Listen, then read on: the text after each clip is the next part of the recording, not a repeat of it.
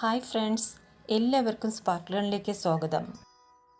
2020 July 15 PSC ബുള്ളറ്റിനിലെ 25 പൊതുവിജ്ഞാന ചോദ്യങ്ങളാണ് ഈ വീഡിയോയിൽ ഉൾപ്പെടുത്തിയിട്ടുള്ളത്. നിങ്ങൾ ആദ്യമായിട്ടാണ് ഈ വീഡിയോ കാണുന്നതെങ്കിൽ ചാനൽ ഒന്ന് സബ്സ്ക്രൈബ് ചെയ്തേക്കണേ. അപ്പോഴുള്ള നോട്ടിഫിക്കേഷൻ ലഭിക്കാൻ തൊട്ടടുത്തുള്ള ബെല്ലൈക്കണിൽ ഓൾ എന്ന ഓപ്ഷൻ സെലക്ട് ചെയ്യുക.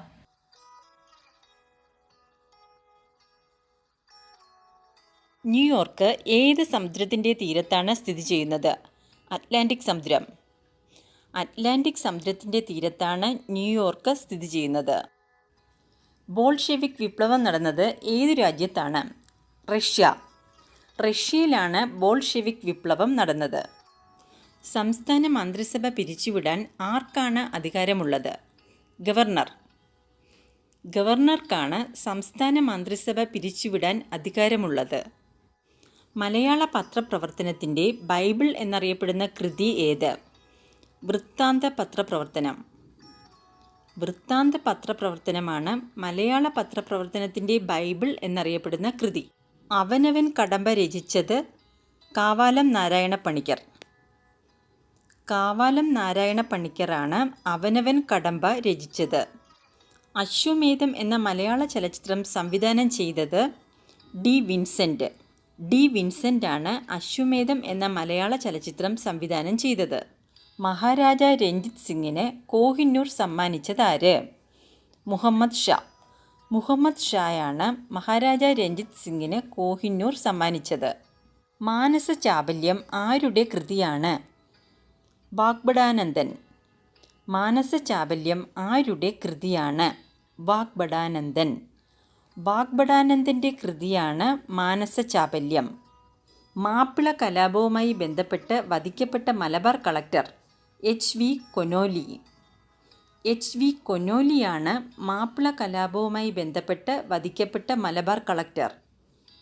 മുനിചര്യ പഞ്ചകത്തിൻ്റെ കർത്താവ് ശ്രീനാരായണ ഗുരു.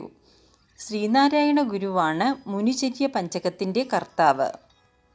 മുണ്ടക്കയം ലഹളയ്ക്ക് നേതൃത്വം നൽകിയത് പൊയ്കയിൽ യോഹന്നാൻ. പൊയ്കയിൽ യോഹന്നാനാണ് മുണ്ടക്കയം ലഹളയ്ക്ക് നേതൃത്വം നൽകിയത്. മുഗളരിൽ നിന്ന് കോഹിന്നൂർ സ്വന്തമാക്കിയ ആക്രമണകാരി നാദിർ ഷാ. നാദിർ ഷയാണ് മുഗളരിൽ നിന്ന് കോഹിന്നൂർ സ്വന്തമാക്കിയ ആക്രമണകാരി. മുസ്ലിങ്ങളുടെ ഏറ്റവും പാവന സ്ഥലമായ കബ ഏത് രാജ്യത്താണ്? Saudi Arabia. സൗദി അറേബ്യയിലാണ് മുസ്ലിങ്ങളുടെ ഏറ്റവും പാവന സ്ഥലമായ കബ സ്ഥിതി ചെയ്യുന്നത്. മൂക്കുത്തി സമരവുമായി ബന്ധപ്പെട്ട സാമൂഹിക പരിഷ്കർത്താവ് ആറാട്ടുപുഴ വേലായുധ പണിക്കർ. ആറാട്ടുപുഴ വേലായുധ പണിക്കറാണ് മൂക്കുത്തി സമരവുമായി ബന്ധപ്പെട്ട സാമൂഹിക പരിഷ്കർത്താവ്.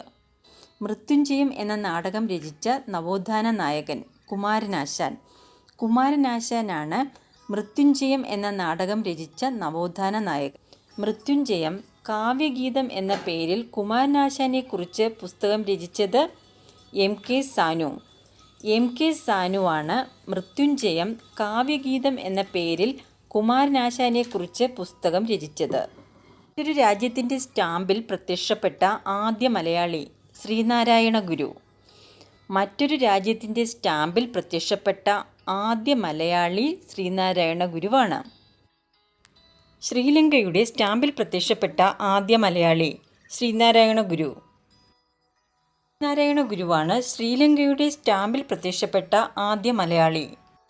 അദ്വൈത പഞ്ചരം രചിച്ചത് ചട്ടമ്പി സ്വാമികൾ. അദ്വൈത പഞ്ചരം രചിച്ചത് ചട്ടമ്പി സ്വാമികൾ. അദ്വൈത ചിന്താ പദ്ധതി രചിച്ചത് ചട്ടമ്പി സ്വാമികൾ. അദ്വൈത ചിന്താ പദ്ധതി രചിച്ചത് ചട്ടമ്പി സ്വാമികളാണ്. അദ്വൈത ദീപിക രചിച്ചത് ശ്രീനാരായണ ഗുരു. ശ്രീനാരായണ ഗുരുവാണ് അദ്വൈത ദീപിക രചിച്ചത്. അദ്ദേഹം ഒരു ഗരുഡനാണെങ്കിൽ ഞാനൊരു കൊതുക് ആണ്. അതാണ് ഞങ്ങൾ തമ്മിൽ വ്യത്യാസം. ആരെ ഉദ്ദേശിച്ചാണ് ചട്ടമ്പി സ്വാമികൾ ഇപ്രകാരം പറഞ്ഞത്? സ്വാമി വിവേകാനന്ദൻ. അദ്ദേഹം ഒരു ഗരുഡനാണെങ്കിൽ ഞാനൊരു കൊതുക് ആണ്. അതാണ് ഞങ്ങൾ തമ്മിൽ വ്യത്യാസം. ആരെ ഉദ്ദേശിച്ചാണ് ചട്ടമ്പി സ്വാമികൾ ഇപ്രകാരം പറഞ്ഞത്? സ്വാമി വിവേകാനന്ദൻ.